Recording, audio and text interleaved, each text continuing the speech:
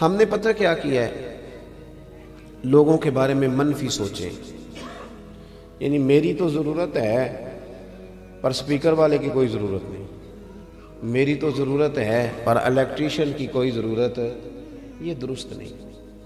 جو بندہ جس مقام پہ بھی ہے اس کی ضرورت کو محسوس کرے، اور اگر آپ کے ساتھ کوئی بندہ تھوڑی سی بھی نیکی کرے تو حل جزاء الاحسان الا الاحسان، نیکی کا بدلہ کیا ہے؟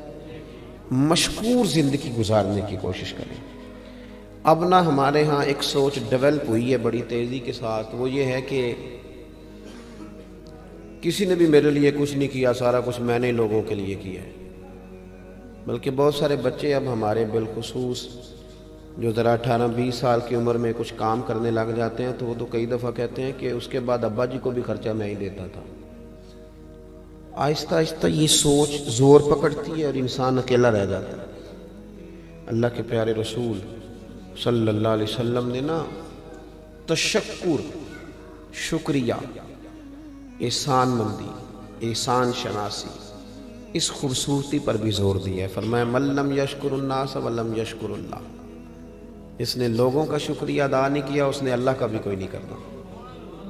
حضور پسند کرتے تھے تشکر کے جذبات، جزاک اللہ کے جذبات، خیر کے جذبات۔ یعنی اگر آپ کے ساتھ کوئی بندہ بھلائی کا کام کرتا ہے تو پھر کوشش کریں کہ آپ بھی اس کے ساتھ جواب میں نا اپنے بازو دیکھیں۔ مولا علی شیر خدا، شیروں کی باتیں شیروں کی طرح ہوتی ہیں۔ مولا علی کیا فرماتے ہیں؟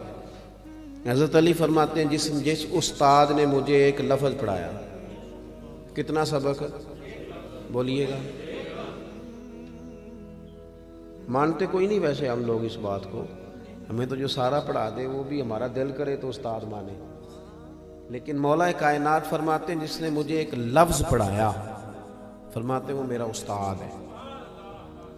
اور جو اگلی بات ہے وہ شیروں والی بات ہے۔ آپ فرماتے ہیں اگر وہ بندہ چاہے تو مجھے کوفے کے چوک میں کھڑا کر کے بیچ دے، میں استاد کے کہنے پر بکنے کو تیار ہوں۔ اتنی بڑی بات یار، اتنی بڑی بات۔ حالانکہ مولا علی کے استاد ایک ہی ہیں جن کا نام محمد مصطفیٰ ہے صلی اللہ علیہ، وہ صرف مدینے والے محبوب کے شاگرد ہیں، اس سے زیادہ نہیں، لیکن وہ ہمیں سمجھانے کے لیے بتاتے ہیں، ہماری تعلیم کے لیے وہ بتلاتے ہیں کہ تھوڑا سا نا تشکر کا بھی۔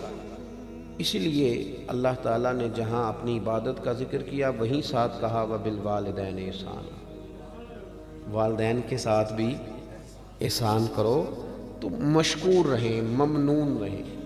ہم جب بولتے ہیں تو یوں لگتا ہے کہ جیسے ان کا کوئی آگے پیچھے ہے ہی نہیں، اسی بندے نے ساری دنیا سنبھالی ہوئی ہے۔ یہ انداز ٹھیک ہے؟ آپ تھوڑا تھوڑا، اور یاد رکھیں دنیا میں بڑا ہوتا ہی وہ ہے جس کا کوئی بڑا ہوتا ہے، جس کا کوئی بڑا نہ ہو وہ بڑا۔ اسی لیے میں اکثر کہتا ہوں کہ چودھری صاحب کا پیر کوئی نہیں ہوتا، کیونکہ وہ اپنے سے بڑا کسی کو مانے گا تو پیر پکڑے گا نا۔ پڑھے لکھے لوگوں کا بھی پیر ہے، آج کل مذہبی لوگ بھی، خطیب، واعظ، نعت خان، نقیب اللہ ماشاءاللہ، ان کا بھی پیر نہیں ہوتا، سب کی بات نہیں کرتا، اس لیے کہ جیڑا ہتھے چڑھ گیا وہی سیدی مرشدی، ختم ہو گئی بات۔ کون مطلب کسی کو باقاعدہ مانے؟ اور ویسے بھی جو میری طرح کے لوگ ہوتے ہیں مرید نہیں ہوتے، وہ سیدھے سیدھے خلیفہ ہی ہوتے ہیں، وہ زیادہ آسان کام یہی ہے۔ اور پڑھے لکھے لوگ بھی یہ کام نہیں کرتے۔ اور تیسری بات، جس کے پاس 4 پیسے آ جائیں وہ بھی کسی کا احسان ماننے کو تیار نہیں ہوتا، کسی کو اپنا بڑا ماننے کو تیار۔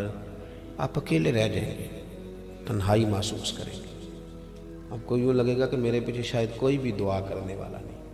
اپنے ماں باپ کا، ایک شاعر نے کہا تھا کہ اب بوڑھا ہو گیا ہوں، کہیں جاتا ہوں تو دعائیں بھی ساتھ لے کے جاتا ہوں۔ ہمارے کچھ گناہوں کی سزائیں ساتھ چلتی ہیں، ہمارے کچھ گناہوں کی سزا بھی ساتھ چلتی ہے، اب میں اکیلا نہیں چلتا، دوا بھی ساتھ چلتی ہے، دوائیاں بھی ساتھ چلتی ہیں۔ اور کہنے لگا ابھی زندہ ہے ماں میری، مجھے کچھ بھی نہیں ہوگا، میں گھر سے جب نکلتا ہوں تو دعا بھی ساتھ چلتی ہے، میں گھر سے جب نکلتا ہوں دعا بھی ساتھ چلتی ہے۔ تو اخلاقی قدروں پہ ضرور توجہ فرمائیں۔ اللہ تعالیٰ توفیق عمل عطا فرمائے۔